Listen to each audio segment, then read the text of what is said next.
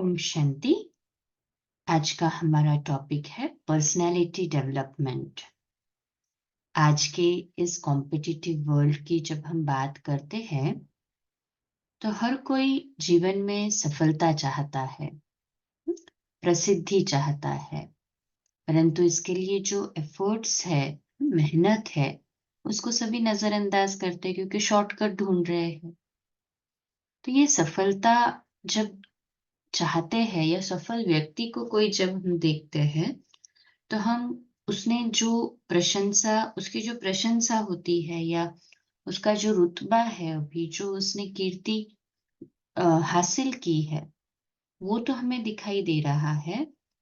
जो important personality का role अभी वो प्ले कर रहा है वो भी हमें दिखाई दे रहा है, परंतु उसके पीछे की जो मेहनत है, जो संघर्ष है, उसको हमें आज महसूस करना है।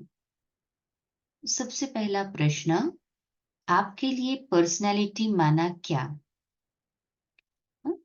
किसी की हाइट, किसी का दिखावा, किसी का पहनावा, ये तो बाहरी पर्सनैलिटी हो गई ना। हम उसकी इनेट पर्सनैलिटी की बात कर रहे हैं कि व्यक्ति की आदतें अच्छी है या बुरी, उसका स्वभाव कैसा है, ये उसकी पर्सनैलिटी बनाता है। और आज के सेशन में हम पर्सनैलिटी डेवलपमेंट में 4 मुख्य टॉपिक्स को अपने अंदर गहरा उतारेंगे। पहला, आत्मविश्वास। दूसरा, सीखने की उग्र इच्छा। तीसरा, दृढ़ता। और चौथा, कोई भी मुश्किलात आए हमारे सामने, उसे हमें उस संघर्ष को फेस करना है, लड़ना है। इसके लिए हमारे अंदर बहुत जरूरी है कुछ क्वालिटीज को अपनाना। जैसे दूसरों को हम ऐसा ना समझे कि हम उनसे ऊंचे हैं, वो नीचे है। नहीं, जब भी कोई व्यक्ति सक्सेस को पहुंचता है तो सक्सेस हासिल करने के साथ साथ उसको टिका के रखना, उसको हजम करना, ये भी बहुत इम्पोर्टेंट बात होती है। तो हम अपने अंदर लीडरशिप क्वालिटी अपनाएं, दूसरों की विशेषताओं को देखें, उनको प्रोत्साहित करें और आगे बढ़ाए। तो इस तरह से जो जिसकी विशेषता है उनको सफल करे, उनको यूज करे। जो अगर कोई कमियां हैं किसी के अंदर, तो पहले उनकी जो अच्छाइयां है वो बताए और दूसरों के सामने तो उनकी अच्छाइयां ही बताए। कुछ किसी की गलतियां या कमियां बतानी है तो उसको अकेले में बताए, ताकि उसको हर्ट ना हो। प्यार से अकेले में उसकी जो अच्छाइयां है वो पहले फोकस करते हुए फिर बताए कि ये भी अगर इम्प्रूवमेंट हो जाती आप में तो और बहुत अच्छा होता। जीवन में डिसिप्लिन का होना बहुत जरूरी है। जब हम डिसिप्लिन में अपनी जिंदगी को गुजारते हैं तो हम खुद ही अपनी जिंदगी के लिए या अपने लिए सक्सेस के डोर स्टेप्स पर चल रहे होते हैं। और जैसी भी परिस्थिति हो, जैसे भी लोग हो, उनके साथ में फ्लेक्सिबिलिटी के साथ, लौचिकता के साथ रहे। हम अपने आप के मास्टर खुद बने, अर्थात कि हमारे अंदर कौन सी विशेषताएं हैं और कौन सी कमियां हैं, हम खुद को ही खुद महसूस करें और उसे नोट डाउन करें, ताकि हम अपनी विशेषताओं को और आगे बढ़ा सकें और कमियों को सुधार सकें। ये समझे कि जीवन एक खेल की तरह है और हमें यहाँ पर अपने अंदर टीम स्पिरिट को जागृत करना है, वो सभी के साथ रहना है, क्योंकि हम सोशली रह रहे हैं। और हमेशा हमारा चेहरा मुस्कुराता, खिलखिलाता हो। सेल्फ कॉन्फिडेंस के लिए कहा जाता है, स्वामी विवेकानंद जी ने बहुत अच्छी बात कही है कि no friend is good enough as is self confidence. हमारा सबसे अच्छा मित्र यदि कोई है तो वो है आत्मविश्वास। आत्मविश्वास ही तो ऐसी चीज है जिसके कारण असंभव भी संभव हो जाता है। 1942 में जब गांधी जी ने क्विट इंडिया मूवमेंट अर्थात कि भारत छोड़ो आंदोलन स्टार्ट किया था, तो उनके पास आत्मविश्वास ही तो एक ऐसी कड़ी थी। उनके आत्मविश्वास के कारण ही उन्होंने अपने साथ कई सपोर्टर्स को जोड़े और ब्रिटिश साम्राज्य का खात्मा किया। जब क्रिस्टोफर कोलंबस या फिर वास्को डामा की बात करते हैं, क्रिस्टोफर कोलंबस अमेरिका को डिस्कवर करे और वास्को ड गामा सबसे पहले भारत के गोवा के समुद्रीय तट पर उन्होंने प्रवेश किया। तो उन्होंने आत्मविश्वास रखा था ना कि भले ही कितने ही दिन महीने लग जाए हमें समुद्र में, परंतु हम इसके तट को डिस्कवर करेंगे।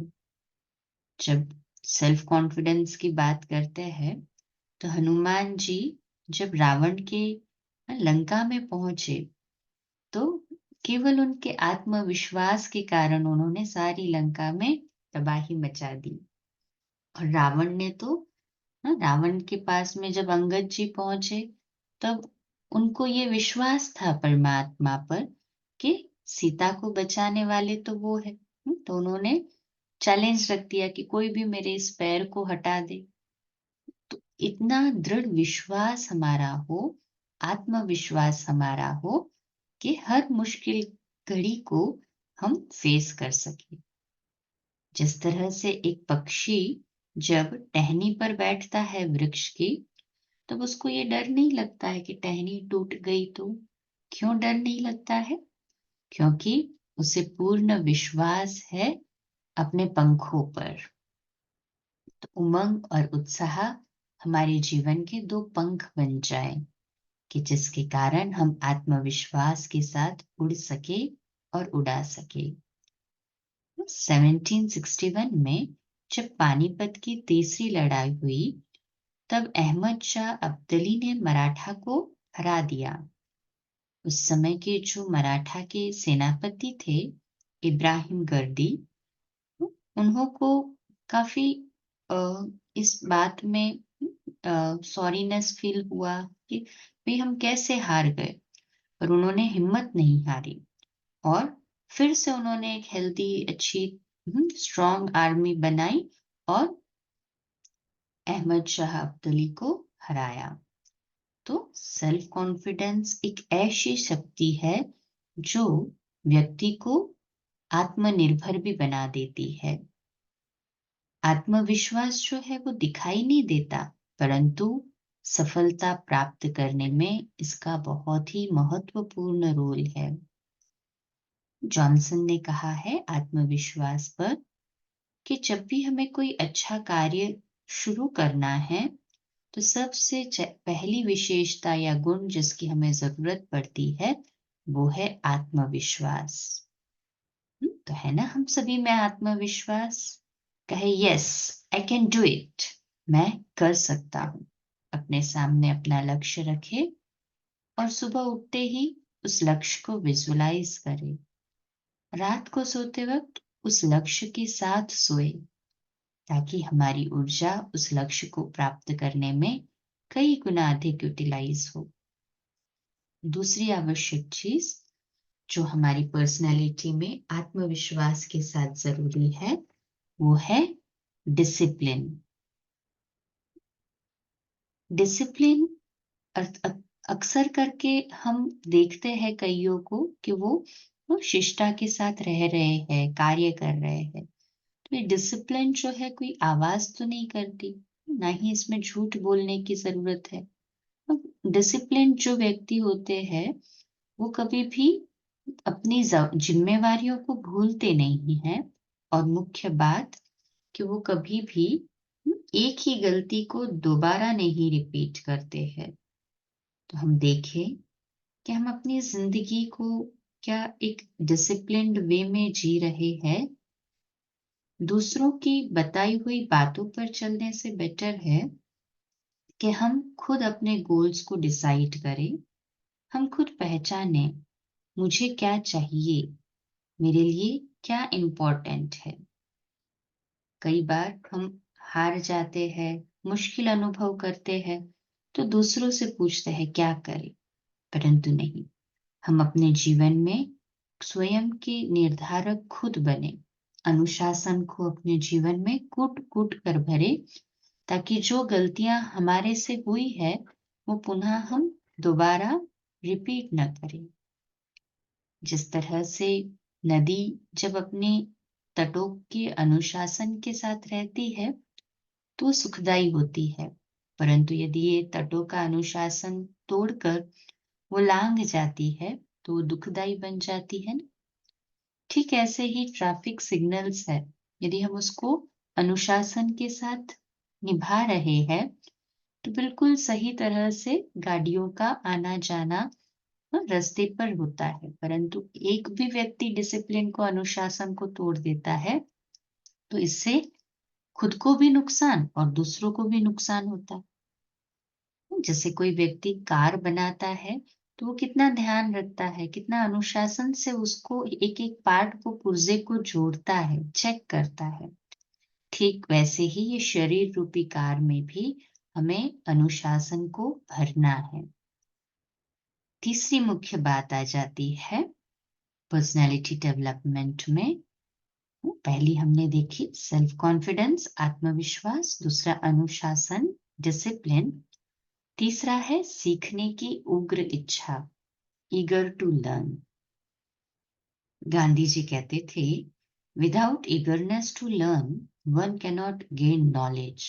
जब तक हमारे अंदर सीखने की प्यास या तलब नहीं होगी, तब तक हम अपने अंदर ज्ञान को अर्जित नहीं कर सकेंगे।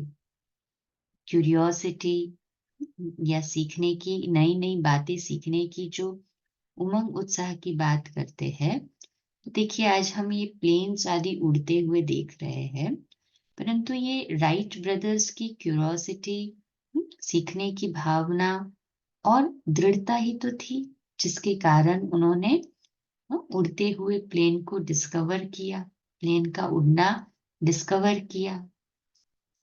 तो जितना हमारे अंदर सीखने की उग्र इच्छा होगी, उतना ही नए नए रिसर्च, इन्वेंशंस और डिस्कवरीज हो पाती है। जैसे न्यूटन ने, सभी देखते थे कि एप्पल तो गिरता है नीचे, पर न्यूटन ने उस बात को कितनी गहराई से लिया, अंदर उतारा, लेकिन ये एप्पल नीचे ही क्यों गिरता है, और इस एक बेसिस पे इतना रिसर्च किया कि लॉ ऑफ ग्रेविटेशन फाइंड कर दिया। फिर आर्किमेडिस जो थे, उन्होंने भी जब चीजों को पानी पे तैरता हुआ देखा तो उस पर रिसर्च किया, और वो क्यूरियोसिटी, उनको आगे बढ़ने की दृढ़ता, लॉ ऑफ फ्लोटेशन, तैरने की, हाँ, तैरना क्यों होता है वस्तुओं का पानी पर, इस पर ले आई। हमें अपने अंदर सीखने की एक इच्छा जागृत करनी है। कुछ छोटे बच्चों के अंदर कितने सारे क्वेश्चंस होते हैं ना मन में, और उनको जब तक वो आंसर नहीं मिलता है तब तक वो कईयों को पूछते रहते हैं। उनके माता पिता को पूछेंगे, टीचर्स को पूछेंगे। तो ऐसे ही हमारे अंदर भी सीखने की उग्र इच्छा हो, जो लक्ष्य हमने रखा है उसकी प्राप्ति के लिए हम क्या कर रहे हैं, कितना आत्मविश्वास के साथ उस पर डटे हैं, कितनी दृढ़ता के साथ उस पर चल रहे हैं, और नई नई चीजें कितनी हम सीख रहे हैं, ये बहुत इंपॉर्टेंट हो जाता है। अलेक्जेंडर फ्लेमिंग ने तभी तो पेनिसिलिन डिस्कवर किया, एंटीबायोटिक की ये एक नया दौर था कि जो बीमारियों को लड़ने में बहुत महत्वपूर्ण रहा। तो जो भी मुश्किलातें आती है उससे भागना नहीं है, उनको मुझे फेस करना है। ये मुझे सबसे पहले अपने अंदर दृढ़ निश्चय रखना है, क्योंकि जीवन एक फूलों का बगीचा नहीं है, परंतु वहां पर फूल के साथ साथ हमें कांटे भी मिलेंगे। तो हमारे जीवन में जब हम सफलता को प्राप्त करना चाहते हैं, हमारे लक्ष्य को प्राप्त करना चाहते हैं, तो दोनों फेज आते हैं। कभी खुशी होती है, कभी गम भी आता है। कभी कोई चीज बहुत ज्यादा मिलती है, तो कभी वो नहीं भी मिल पाती है, तंगी भी होती है। स्मरण रखें, हर एक सिक्के के दो पहलू होते हैं, तो दोनों चीजों को खुशी खुशी फेस करें।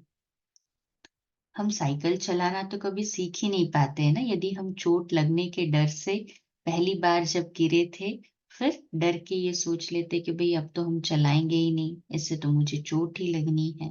नहीं, एक अच्छा तैराकू भी डूबने के डर से अगर न पानी में कूदता तो स्विमिंग कैसे सीखता, तैरना कैसे सीखता। तो जब हम सुगंधित पुष्प होना चाहते हैं, तो फिर हमें कांटों के साथ भी तो रहना ही पड़ेगा ना। स्मरण रखें, सक्सेस के लिए कोई भी शॉर्टकट नहीं है, इसमें केवल हमारा हार्डवर्क चाहिए। जो भी मुश्किलातें आती है जिंदगी में, कभी अनसक्सेसफुल भी हो जाते हैं, निराशा भी हाथ में लगती है, हार भी हाथ में लगती है। क्योंकि जब बॉलर बॉलिंग करता है तो हर कोई बॉल विकेट पर गिरेगा, स्टंप पर गिरेगा, ऐसे भी तो नहीं होता है ना। और जब कोई व्यक्ति इंटरव्यू देने जाता है, तो हर इंटरव्यू में उसको सिलेक्ट किया ही जाएगा, ये भी बात नहीं होती है। अमिताभ बच्चन जी जब इंटरव्यू में गए आकाशवाणी के, तो उन्हें उनकी आवाज के कारण रिजेक्ट कर दिया, पर उन्होंने वहां हिम्मत नहीं हारी ना, उन्होंने दृढ़ता रखी, और आज देखिए कहाँ से कहाँ पहुंच गए। तो हर एक सिचुएशन जीवन में जो आती है, उसका सामना करें। और जो भी परिस्थिति हमें हराने आती है, तकलीफ आती है, तो उसको जब हम सामना करते हैं, तो हमारे अंदर बहुत इम्पोर्टेंट मोटिवेशन की बात आ जाती है। हमें अपने अंदर मोटिवेशन को जागृत करना है। हमेशा अंदर से ये आवाज गूंजता रहे कि मैं ये कर सकता हूँ। दूसरे भी हमें कई बार इंस्पायर करते हैं, परंतु इंस्पिरेशन के साथ साथ इंटरनल आंतरिक मोटिवेशन, कि चाहे कोई भी मुश्किल आता है, मैं ये कर सकता हूँ। इस तरह से मुझे स्वयं को प्रोत्साहित करना है, तभी तो हम वापस से, चाहे हारे भी हो, परंतु वापस से उठ खड़े होते हैं और सामना कर सकते हैं मुश्किलातों का। जैसे देखो महिलाएं होती है, वो कोई भी चीज बनानी होती है, उनको कभी कुछ बिगड़ भी जाता है भोजन में, तो वो फिर दृढ़ता रखती है कि नहीं मुझे सीखना है, तो फिर अच्छा अच्छा बना भी लेती है। तो हम अपने आप को सामना करने की शक्ति के साथ परिपूर्ण करें। हमें कोई फेक पर्सनालिटी नहीं बननी है, ना ही हमें कोई गलत गलत रीजंस देते रहने कि मैं ये क्यों नहीं कर पाई, तो मेरे जीवन में ये प्रॉब्लम्स थे ना, ये परिस्थितियां थी, ये तकलीफें थी। नहीं, एक्सक्यूसाइटिस की बीमारी से हमें बाहर निकलना है। हमें अपनी पर्सनैलिटी को, हमारे व्यक्तित्व को ऐसे बनाना है कि मुश्किल से मुश्किल चीजों को भी हम सामना कर सके, और हार को भी हम फेस करके जीत में बदल सके। जिस तरह से बरसात के मौसम में हम देखते हैं कि चींटियां एक लाइन में चली आती है, वहां पे यदि कोई बाधा आ जाए उनके मार्ग में, तो वो एक ही साथ में वो उसका रास्ता बदल के चले जाएगी, परंतु अपने लक्ष्य तक तो जरूर पहुंचेगी। चींटी से भी सीख सकते हैं हम कि चाहे कोई भी मुश्किल आता है, हमें रास्ता बदली करना पड़ सकता है, परंतु हमारी मंजिल तक हमें जरूर पहुंचना है।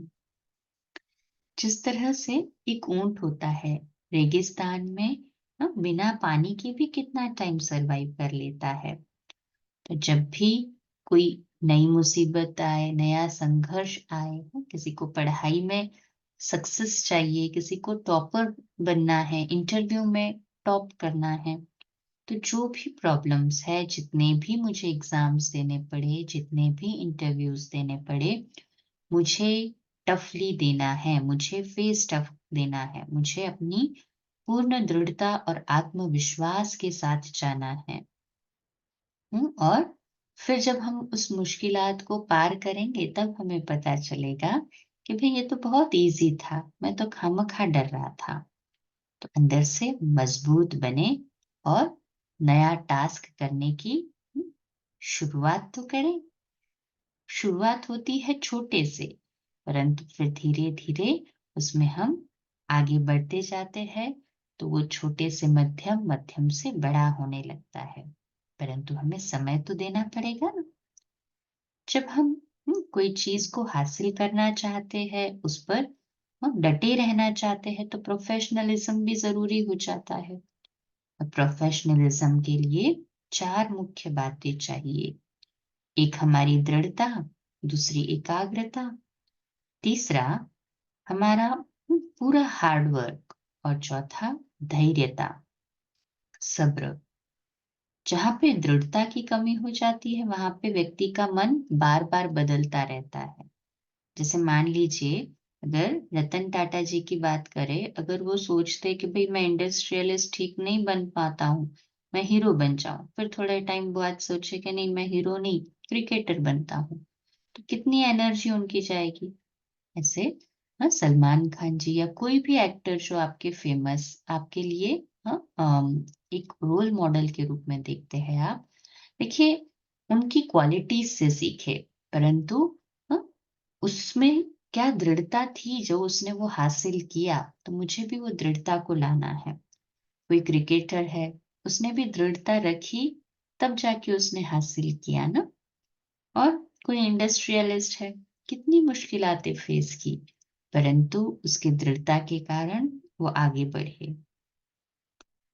तो जब हम किसी का आगे बढ़ना देखते हैं अपने प्रोफेशन में, जब वो आगे बढ़ता है, अपनी ऊंचाइयों पर पहुंचा है, तो हम उसकी ऊंचाई तो देख रहे हैं, परंतु इसके पीछे उसने जो मेहनत की है, जो उसने लड़ाई लड़ी है, जो समय दिया है, उसको भी तो हम महसूस करें। उन्होंने भी अपने जीवन में ये चार मंत्र को लाए हैं अपने व्यक्तित्व में। एकाग्रता, सब्र, दृढ़ता और हार्डवर्क। थकना नहीं है, रुकना नहीं है, चलते जाना है, बढ़ते जाना है। प्रोफेशनलिज्म की बात करते हैं, देखो एक छोटे से बच्चे में भी कितना दृढ़ता होती है। चाणक्य है, कालिदास है, कितना इन लोगों ने संघर्ष करके अपने जीवन में एक मुकाम हासिल किया।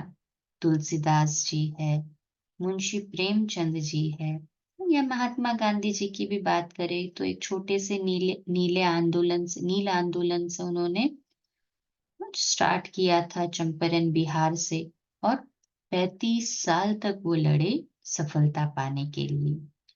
तो हमें सफल होने के लिए अलग अलग रूट्स को फॉलो करना पड़ सकता है, परंतु सफलता हमारा जन्मसिद्ध अधिकार है, ये न भूले, ये भूलना नहीं है। शिव खेरा ने भी बहुत अच्छी बात कही है कि winners do not do different things, they do the things differently. हमें कोई बहुत अलग चीज नहीं करनी है, परंतु अलग तरीके से करनी है।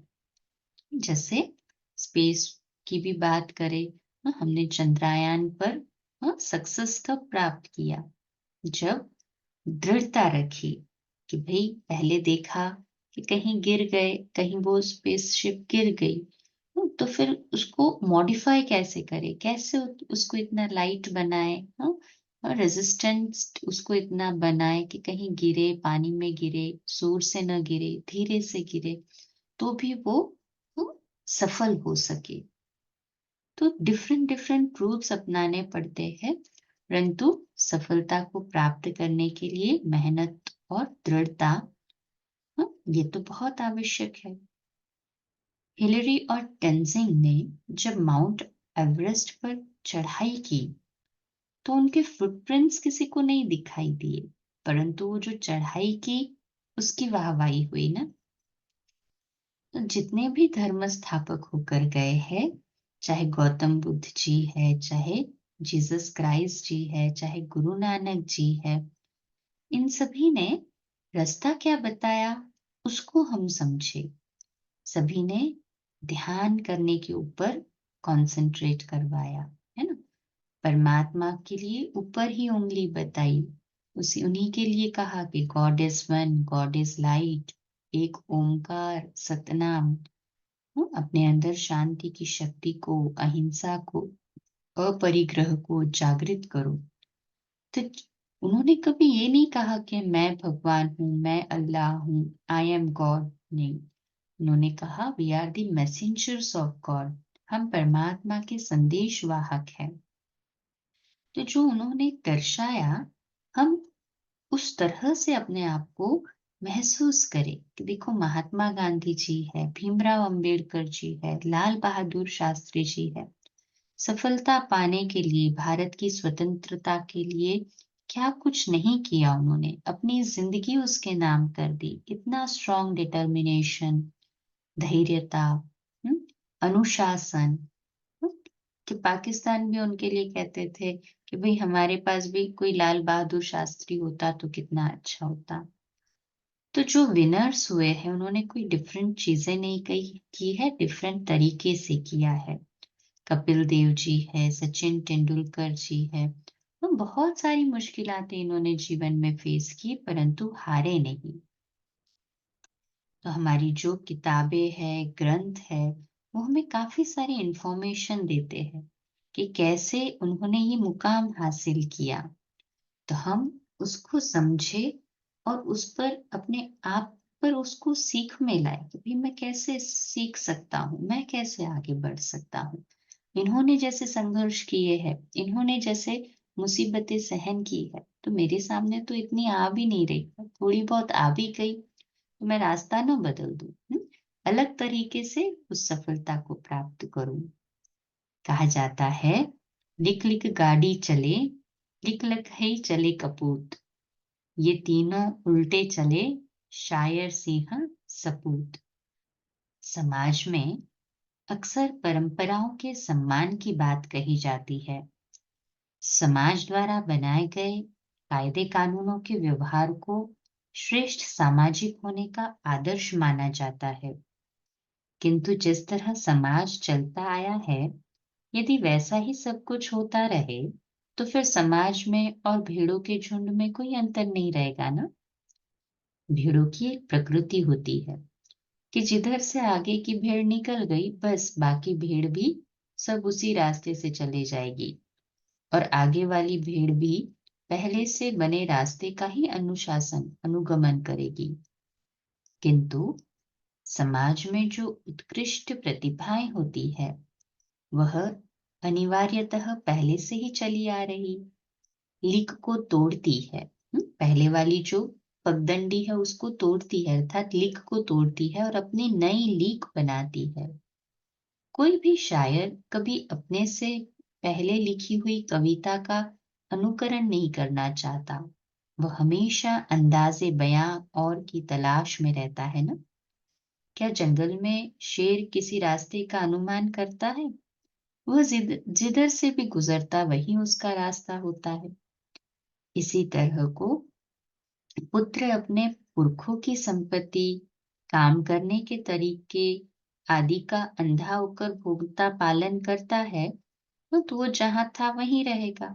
किंतु होनहार पुत्र जो है वो पुरखों के मार्ग को प्रशस्त करता है, उनमें सुधार करता है और उनको आगे बढ़ाता है।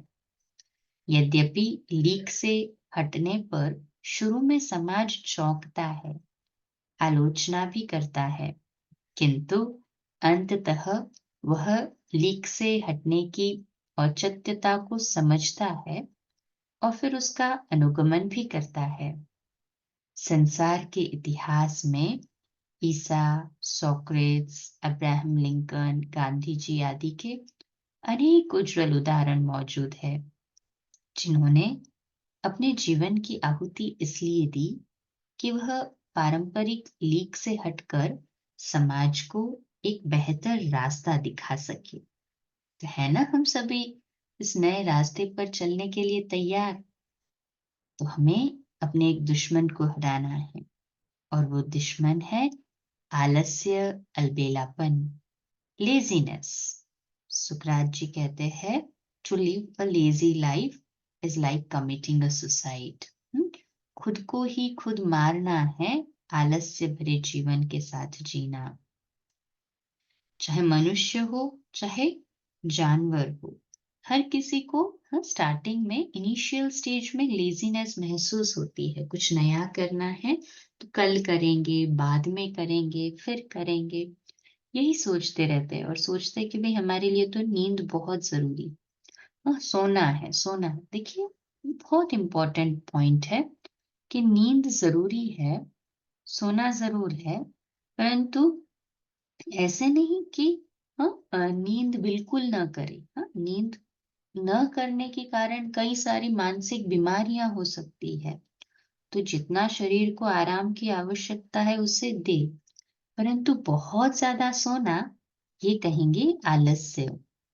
तो जो आलसी व्यक्ति होता है वो आगे बढ़ने में हिचकिचाता है, काम करने में हिचकिचाता है, और कोई भी काम जो है वो डिटर्मिनेशन से या परसिवरेंस से करने में उसको इंटरेस्ट नहीं रहता है, जल्दी उब जाता है। थोड़ा काम करेगा फिर बोलेगा चलो अभी थक गया मैं, इंटरेस्ट नहीं रहता है उसमें।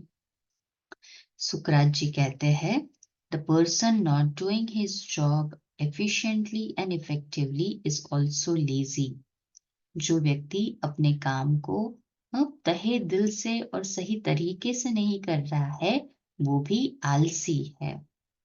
तो लेजीनेस एक ऐसी बीमारी है जो हमें अंदर से खोखला कर देती है। वो जो व्यक्ति लेजी होगा वो एक्सरसाइज नहीं करना चाहेगा, एक हेल्दी रूटीन फॉलो नहीं करना चाहेगा, इसलिए कई सारी बीमारियों को न्योता दे देता है। डायबिटीज है, अर्थराइटिस है, जॉइंट पेन है, और हर कोई ये सोचता है कि भाई मैं थोड़ा सो जाऊं। ध्यान रहे, कोई व्यक्ति अगर 1 घंटा भी रोज एक्स्ट्रा सोता है तो अपने जिंदगी के 3-4 साल सोने में बिता देता है। आज की नई पीढ़ी को कमाना तो है, परंतु शॉर्टकट के साथ जल्दी जल्दी मिले, जल्दी मिले, ये प्रवृत्ति हो चुकी है। तो हमें अपने आप को ये लेजीनेस की बीमारी से, आलस्य से छुड़ाना है। हमें अपना एक एक सेकेंड बहुमूल्य समझकर उसको इफेक्टिवली, सही तरीके से इस्तेमाल करना है। तो इसके ऊपर रेमेडी क्या है, इसके ऊपर ट्रीटमेंट क्या है? तो कोई भी शारीरिक या मानसिक काम हम करते हैं तो थोड़ा सा रेस्ट ले ले कि जो हम बोर्डम महसूस करते हैं वो ना आए। फिर वो रेस्ट किस रूप, थोड़ा सा आराम के रूप में हो सकता है, भी थोड़ा सा लेट ले, थोड़ा सा कुछ दूसरा पढ़ ले, थोड़ी सी कोई म्यूजिक सुन ले 5-10 मिनट के लिए, फिर अपने वर्क पे वापस लग जाए। इससे क्या होगा, थोड़ा चेंज देने से, म्यूजिक सुनने से, मेडिटेशन करने से हम वापस रिचार्ज हो जाएंगे और वापस से एंथुजियाज्म के साथ में, उमंग और उत्साह के साथ में वो कार्य कर सकेंगे। कुछ फिजिकल एक्टिविटीज में, गेम्स में हम पार्टिसिपेट करें, थोड़ा वॉकिंग कर ले रोज, तो इससे क्या होगा, हम अपने आप को एनर्जाइज कर देंगे। हम वर्तमान में जिए, क्योंकि हर कोई अगर हाँ ये चाहता है कि उसका भविष्य उज्जवल हो तो पहले उसको वर्तमान में जीना है, वर्तमान को सफल करना है। मैं जब यहाँ प्रेजेंट हूँ तो मुझे अपने पास्ट और फ्यूचर के बारे में भ्रमण करने की क्या आवश्यकता। तो हम प्रेजेंट का इम्पोर्टेंस समझे और इसमें जिए। जैसे एक बच्चा है, स्टूडेंट है, वो प्रेजेंट को सफल करेगा तो वो आगे बढ़ सकेगा। एक बिजनेसमैन है, वो भी अभी प्रेजेंट में ये टारगेट रखता है कि मुझे कैसे अपने कस्टमर्स को सेटिस्फाई करना है, इन्फ्लुएंस करना है, तब वो सफलता पा सकता है। तो बहुत सारा समय भले गुजर गया, बहुत गई थोड़ी रही, थोड़ी की भी थोड़ी रही, परंतु अभी उसको भी हमें प्रेजेंट को देखना है, मुझे कैसे प्रेजेंट को सफल करना है। भले ही 10,000 दिन चले गए हो, परंतु आज के जैसा दिन मुझे वापस नहीं मिलेगा। इसलिए मुझे अपने आज पर फोकस करना है, अपने वर्तमान को ठीक करना है। परमात्मा, हाँ, जिसे हम प्यार से शिव बाबा कहते हैं, कोई देहधारी बाबा नहीं। वो भी जैसे हमने 7 डेज का राजयोग मेडिटेशन कोर्स किया, तो यदि आपने नहीं किया हो बेसिक राजयोग मेडिटेशन कोर्स, तो हम इसमें लिंक दे देंगे आपको। वो लिंक पर आप जरूर जो बेसिक राजयोग मेडिटेशन कोर्स है उसके सारे लेसन्स करिएगा। तो परमात्मा, जिसे हम शिव बाबा कहते हैं, सभी आत्माओं के पिता जो है, वो भी हमें कहते हैं कि आपको संपूर्ण बनना है। हम भी यही चाहते हैं ना सभी, कि हम संपूर्ण बने। पर हम उस संपूर्ण बनने के लिए क्या मेहनत कर रहे हैं? क्या हमने अपने अंदर के 5 विकारों को जीता है? क्या हमने जो लक्ष्य रखा है उसके ऊपर हम चल रहे हैं? हम अपने भविष्य के लक्ष्य को बार बार अपने सामने लेकर आए, बट बहुत ज्यादा उसके बारे में सोचना भी नहीं है, परंतु लक्ष्य को सामने लाना है और प्रेजेंट को देखना है, मैं उस लक्ष्य के अनुसार क्या कर रही हूँ। परमात्मा ने रात्रि का निर्माण कहीं हमें स्वप्न देखने के लिए भी तो किया है, कि रात को हम अपने लक्ष्य को देख कर सोए और सुबह उठे तो उस लक्ष्य की प्राप्ति के लिए आगे बढ़े। हमारा मन एक फैक्ट्री की तरह है, जिसमें करीब रोज 1000, 50,000 जैसे जितने थॉट्स आ जाते हैं। एक समुद्र दरिया की तरह है, जिसमें वेव्स की उछाल होते रहती है, विचारों की उछाल होते रहती है, और कई वर्षों से वो मन में विचारों की उछाल चल रही है। मेडिटेशन हमें सिखाता है कुछ सेकेंड्स के लिए पॉज करें, अपने मन को एकाग्र करें, आत्मनिरीक्षण करें और आत्मविश्वास के साथ अपने अंदर एक नई ऊर्जा जागृत करें। जैसे जैसे एनर्जी वेव की बढ़ती जाती है, देखिए वैक्सिंग और वेनिंग ये समुद्र में चलते रहता है, कभी हाई टाइड कभी लो टाइड। तो जीवन में भी अप्स एंड डाउन्स तो आने हैं ना, परंतु उसको फेस करें, अपने मन के पावर को बढ़ाएं। हमें दूसरों से प्रभावित होने की जरूरत नहीं है, क्योंकि हमें प्रभावित तो केवल एक परमात्मा से होना है। ध्यान रखें कि हम अपने अंदर इस तरह से टॉलरेंस पावर को, सहन शक्ति को बढ़ाएं कि चाहे कोई भी प्रॉब्लम्स आए, परिस्थितियां आए, वो मेरी खुशी को ना छीन पाए। मेरा रोज का टारगेट हो कि मैं खुश रहूं, मुस्कुराता रहूं। क्या आप अभी खुश हैं? मुस्कुरा रहे हैं? चेक करें, मुस्कुरा दें। जितना हम बीच बीच में अपने आप को मुस्कुराहट का रिमाइंडर भी देते हैं ना, हम अपनी मुश्किलातों को पीछे छोड़ देते हैं और एक नई ऊर्जा भर देते हैं अपने अंदर। जिस तरह से हम परमात्मा भी कहते हैं कि जब एक पत्थर है वो बहुत सारी हथौड़ी की चोटें खाता है, तभी वो पूजनीय मूर्ति बन सकता है, मंदिर में रखने लायक। तो हमारे जीवन में भी कोई परिस्थितियां आ रही है, मुश्किलातें आ रही है, डिफिकल्टीज आ रही है, तो हम थके नहीं, हारे नहीं। ये ना सोचे कि मुझे ही क्यों फेस करना पड़ता है, पर सोचे हम वो चैतन्य मूर्ति बन रहे हैं, इसलिए मुझे इन बातों को सहन करना है और आगे बढ़ना है। परमात्मा ने हम सभी को बुद्धि दी है, उसे अर्जित करने के लिए ज्ञान भी दिया है। सभी ने किया है बेसिक राजयोग का मेडिटेशन कोर्स? नहीं किया है तो आज ही जरूर करें। इस लिंक में, इस नीचे डिस्क्रिप्शन में आपको लिंक भेज रहे हैं। तो हर एक ये सोचे कि मैं अपने कार्य को कैसे कुछ अलग तरह से करूं, किस तरह से मैं एक सफल व्यक्तित्व बन पाऊं। अपने जीवन में पोलाइटनेस हमेशा रखे, है ना। हम आत्मसम्मान के साथ जरूर जिए, परंतु दूसरों को भी सम्मान दें। हम दूसरों को जितना रिस्पेक्ट देंगे, सम्मान देंगे, उतने ही हम सम्माननीय बनेंगे।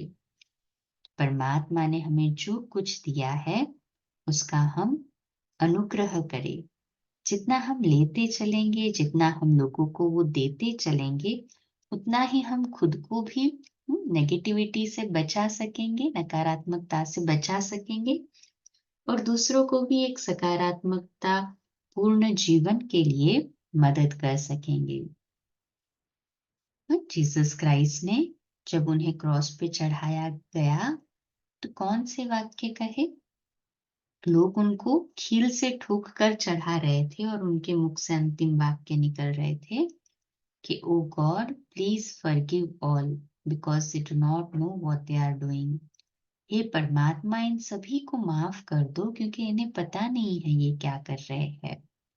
तो हम भी हमारे जीवन में कुछ मुश्किलातें आती है, कोई बाधा डालते हैं, कोई विघ्न डालते हैं, उनके लिए कटुता की भावना न रखे, क्षमा की भावना रखे, क्योंकि उनके लिए कटुता की भावना रखकर मुझे अपना मन कड़वा नहीं करना है, मुझे अपने स्वास्थ्य को नहीं बिगाड़ना है, मुझे अपने स्वास्थ्य को अच्छा रखना है। तो सबके लिए केवल अच्छा अच्छा और अच्छा ही सोचना है और मेरे व्यक्तित्व को एक शक्तिशाली व्यक्तित्व बनाना है। I have to become a highly a person with a higher personality। ऐसा व्यक्तित्व कि जिसे देखकर लोगों को सकारात्मक ऊर्जा मिले। चलिए 1 मिनट का शॉर्ट मेडिटेशन करते हैं।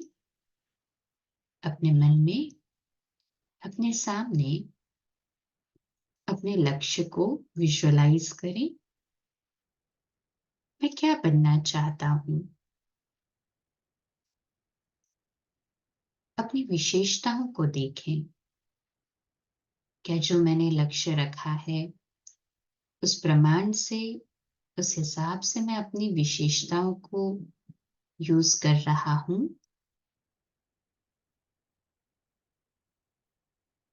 डेवलप करें तरीके जिस कारण से मैं अपनी विशेषताओं को इस लक्ष्य में और अधिक जोड़ सकूं। अब अपनी कमियों को देखें। दृढ़ संकल्प लें कि ये जो कमियां हैं जिसके कारण मैं सफलता से दूर हो रहा हूं, आज से मैं इन कमियों को विदाई देता हूं। मैं अपने जीवन में दृढ़ता को अपनाता हूं।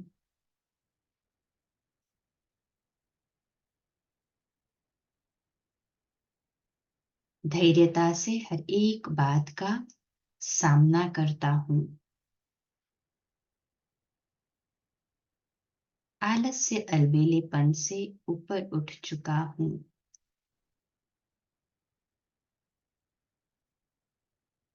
आत्मविश्वास और आत्मसम्मान के साथ में,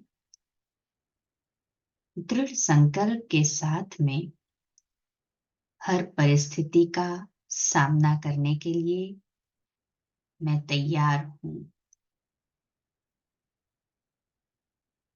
सफलता मेरा जन्मसिद्ध अधिकार है।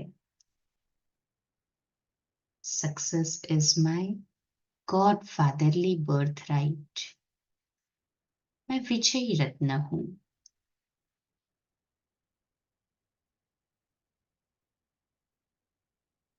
इस अभ्यास को हम रोज रात्रि सोने से पहले और सुबह उठते दोहराएं और देखें जीवन कितना सुखदाई बन जाता है।